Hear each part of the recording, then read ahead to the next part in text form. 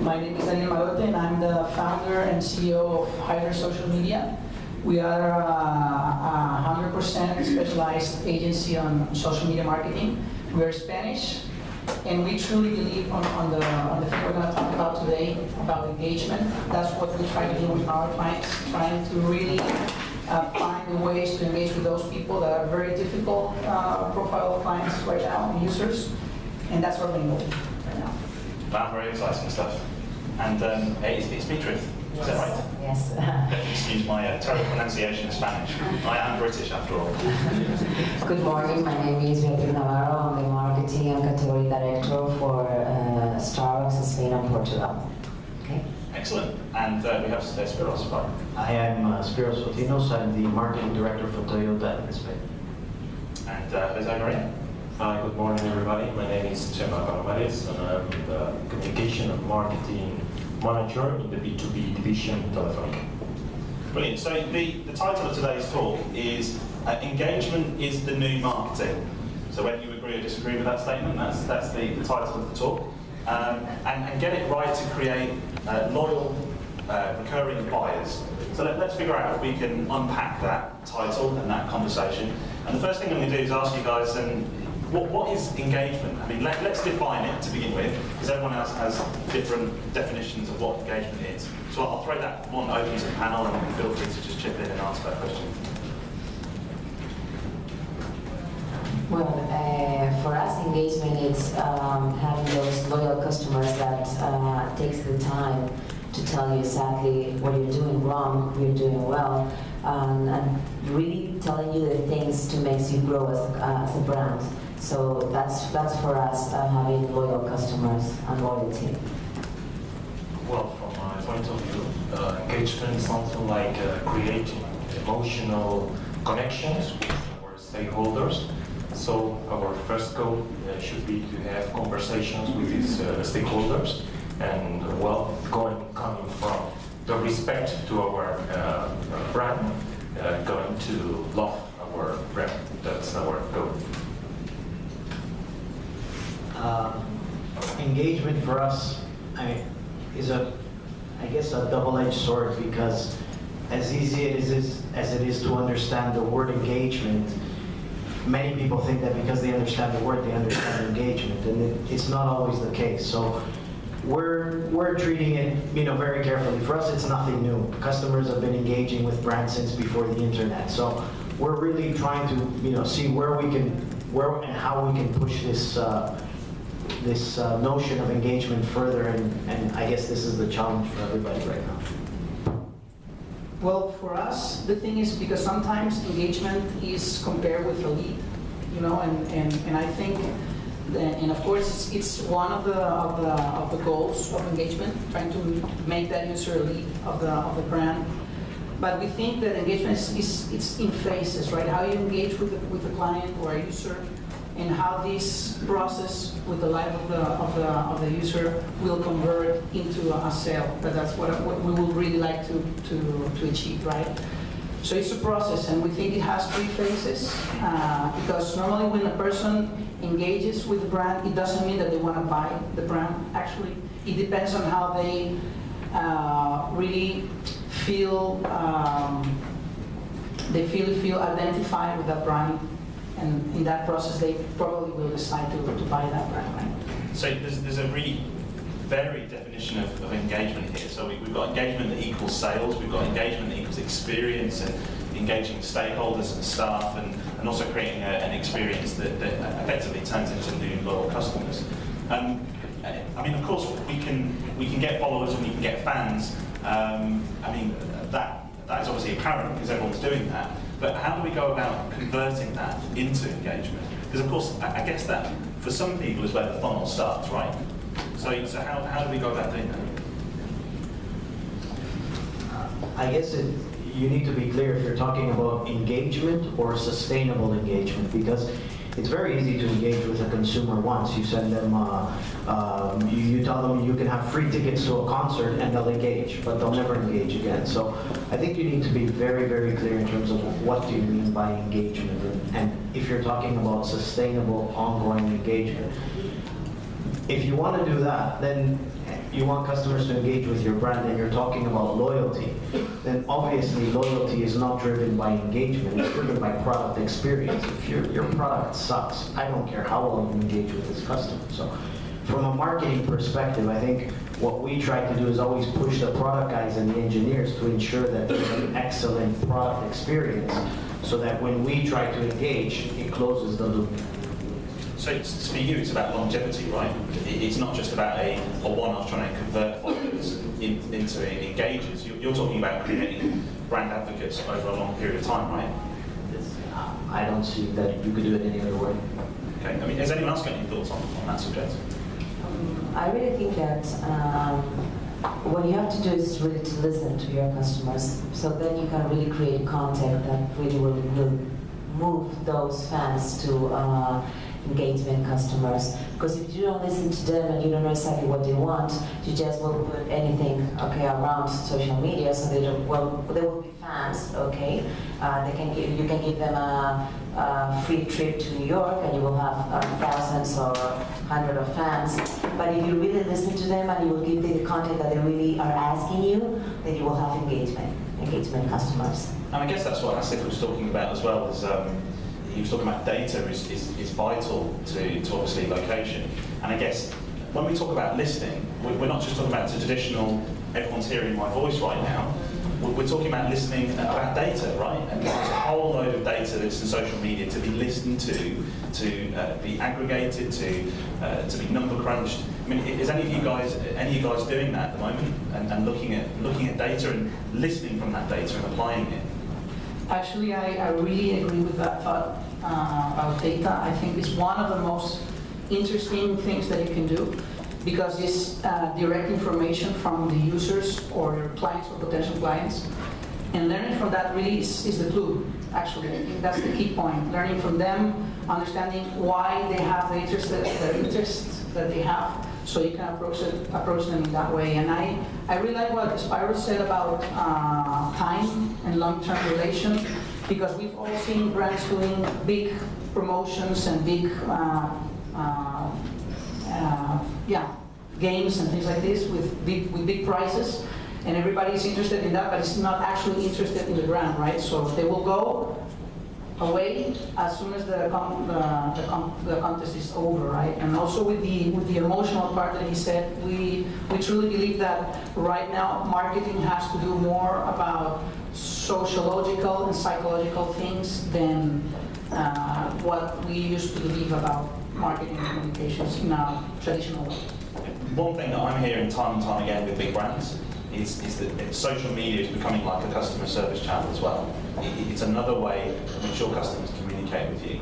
And in fact, the bigger the brand, the more engagements that are there. I mean, I've heard of a delivery company in the UK, they get 400 inquiries via social media, actually just through Twitter per day, and they have a team of 10 people just to answer those questions and be reactive.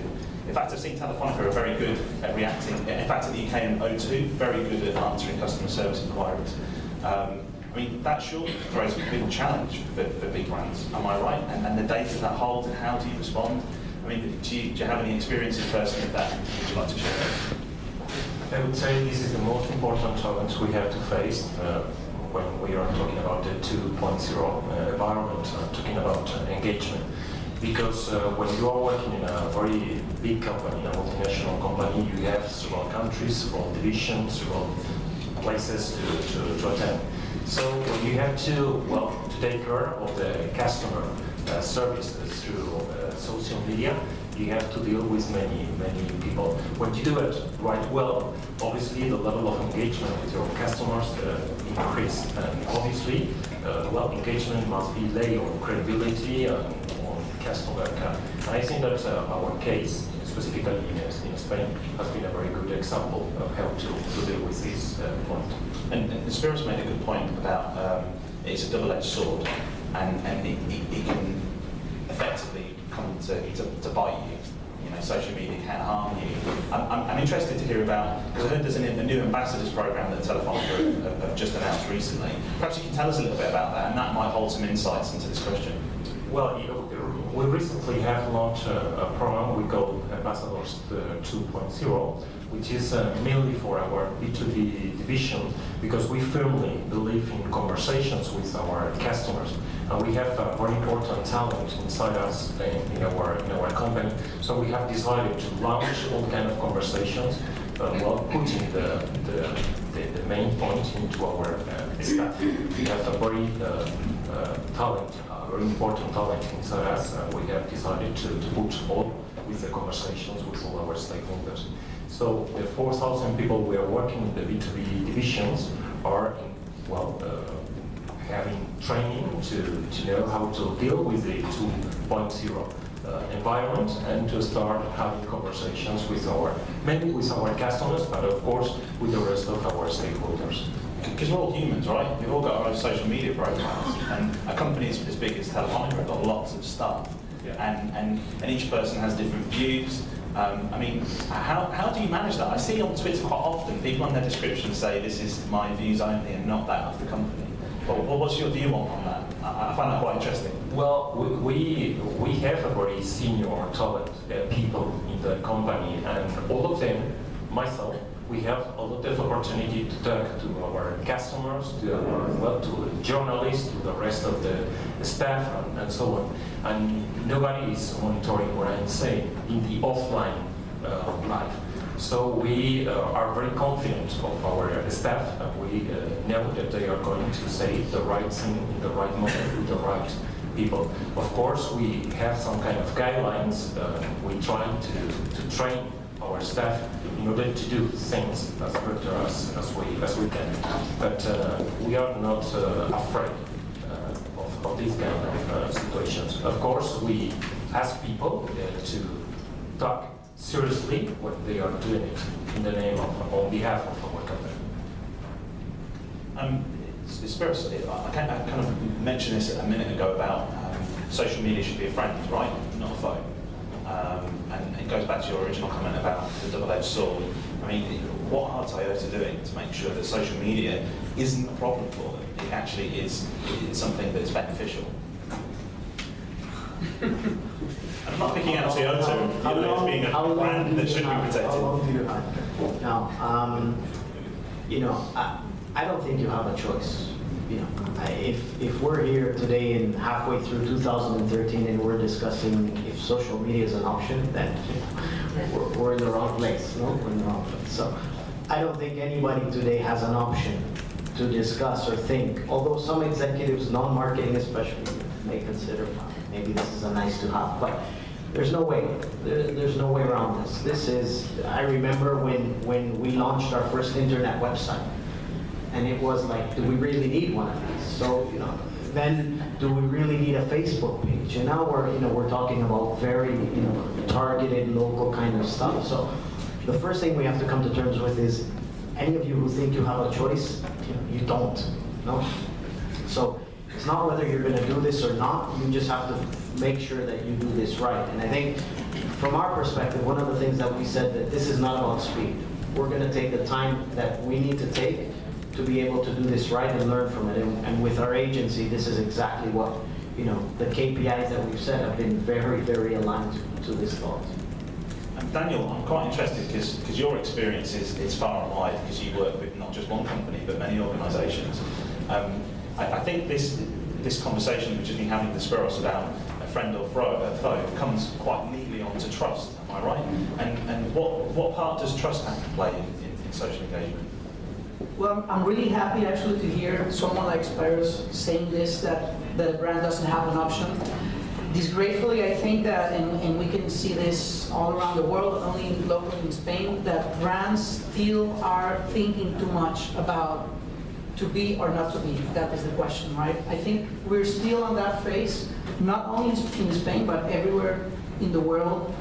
And I think it's a loss of time, because I think we have data, not only our imagination or what we want, is we have data that proves that right now it's very important to have a correct conversation with your customers so it doesn't become an enemy, right? And trust definitely is an important part. As Spire said before, if you have a crappy product, you have nothing to do. I mean, you can try to distract your customer or the user with something else, with a game or content or whatever, but they will come to you again and tell you your product is a piece of shit.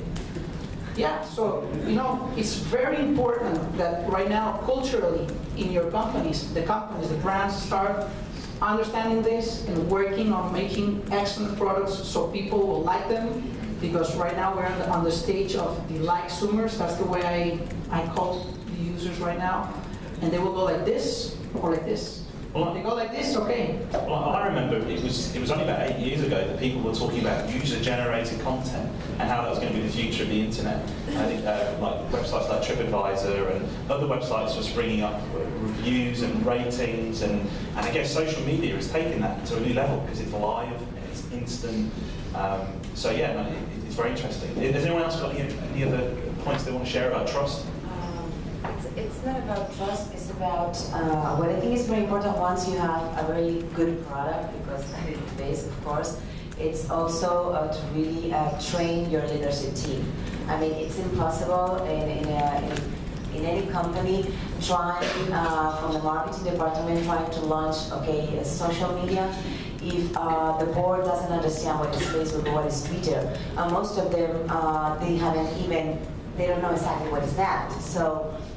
And the board is the nucleus of strategy, isn't it? Exactly. It's the direction that the company is heading. Without the boards, you know, and the stakeholders say so, then you don't have a social media strategy. It's impossible to do anything if the board doesn't understand why are you spending money in social media, why are you allocating resources in social media. So at least in the Starbucks Spain, the first thing we did before we launched it is just to see all the leadership team and really teach them what was Facebook, what was Twitter, how they can use it, and I think that was key for us to really start working in social media. And did you find that your staff actually ended up educating the board as well a little? Because I think there's a lot of knowledge to be had, because it's a tool that we're all using, and of course people's knowledge of the product, varies dependent on your usage. I mean, have you found that a lot of the insights have actually come from your staff, not necessarily from the board? It's kind of come the other way? Yeah, of course.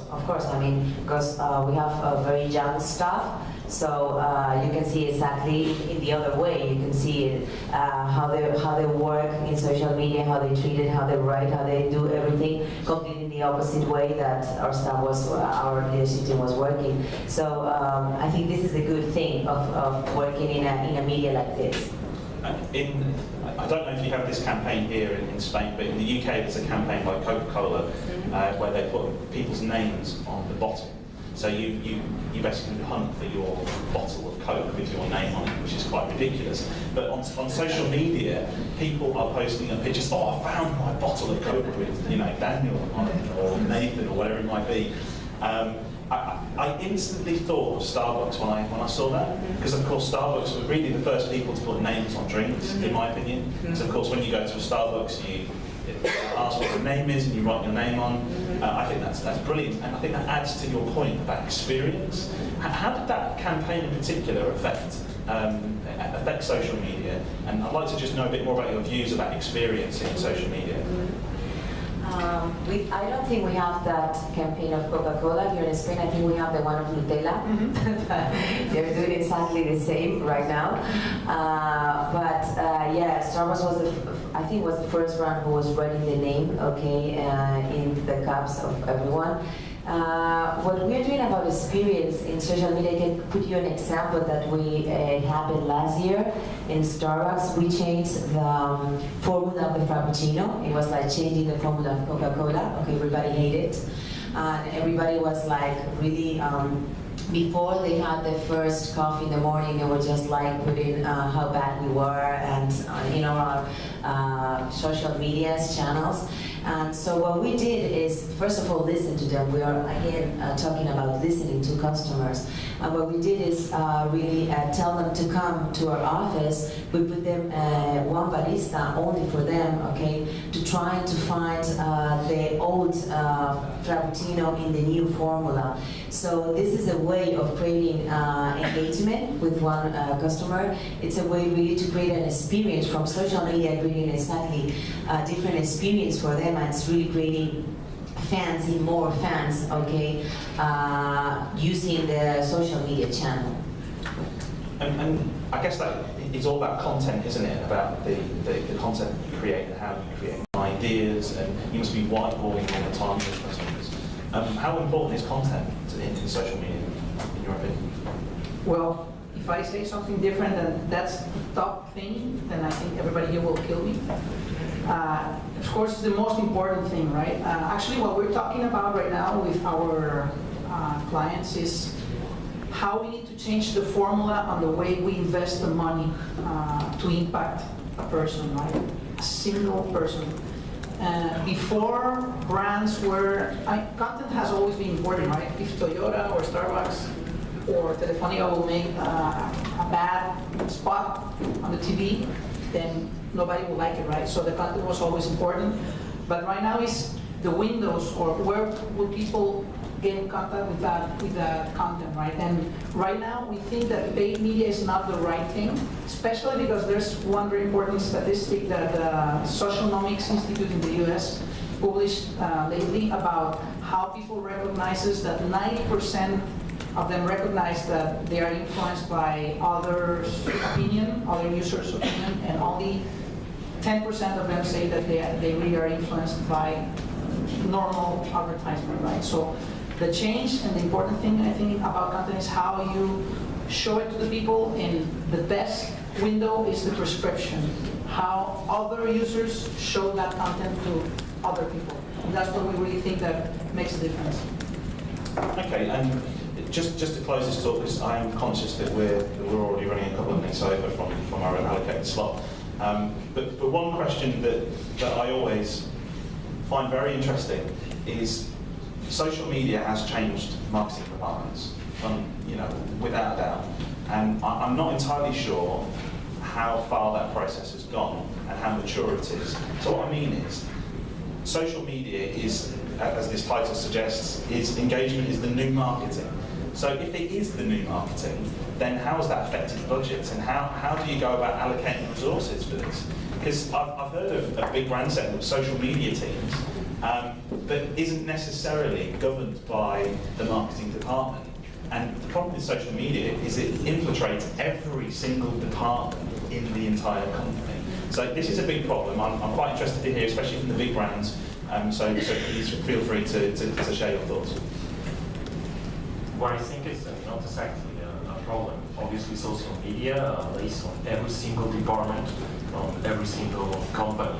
Social media has changed the way human resources do their work, or communication, corporate communication to their work, or even customer care, whatever, any department have changed the way they are working.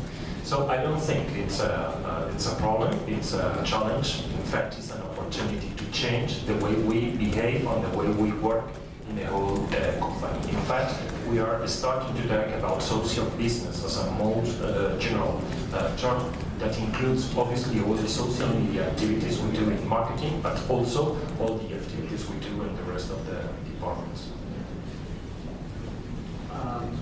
I think, obviously this is the case that now, like we said before, social media is there. Yeah, I mean it's more and more integrated. The interesting thing that we're seeing is that obviously, from a marketing perspective, marketing tends to be one step ahead in terms of where social media is going, how it can be used, and so on. And it's very easy to get carried away in terms of what you think you can do. Like we saw the presentation from Asif earlier on, and there were like 10 amazing examples. It's very easy to get carried away and think, yeah, you can do all of this, but are you ready to do all of this? So in the sense of biting off more than you can chew. So I think there you need to be very careful not to create expectations that you set yourself up for disappointment. So this is one key dimension. And the other key dimension is, at the same time, for many brands, including the big brands, there's a lot of unexplored territory. So here you need, you need to decide. I mean, no matter how big your brand is really, but you need to decide. Either you're a leader in this space, and then, it's not about the critics, because the critics will always be critical, and you need to have the guts to persevere and go ahead with the strategy in social media, or you move out of the way, you let us figure it out, and then you read the case study. Well, I think that kind of brings our conversation neatly to a close, really. I mean, I guess the whole point of this is to create loyal customers, and I think that's obvious, isn't it, through what we were saying and the different methods that you can do that. And I guess in a long-term engagement with your customers on many different levels will achieve that. Before we bring it to a close, are there any questions from the audience? I've asked a lot of questions. I'm quite interested to hear some questions from our delegates today. So please, if you could just raise your hand if you've got a question, please shout it out. I'll try and relay it to our panel.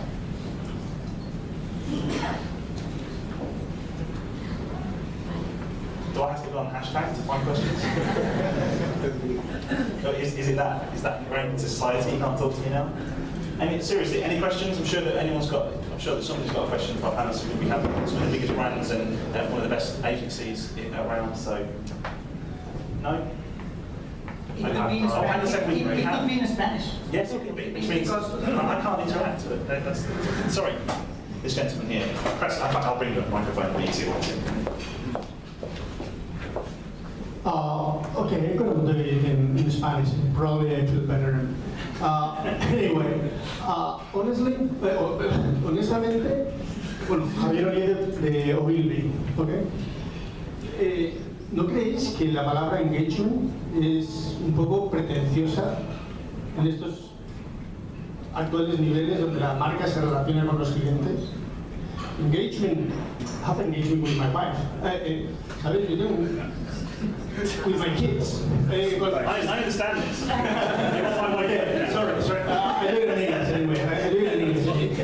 I think engagement in this moment, I think it should be reviewed for our level of compromise with our clients. I mean, first we should start in honesty. I mean, honesty could be such a big level for us.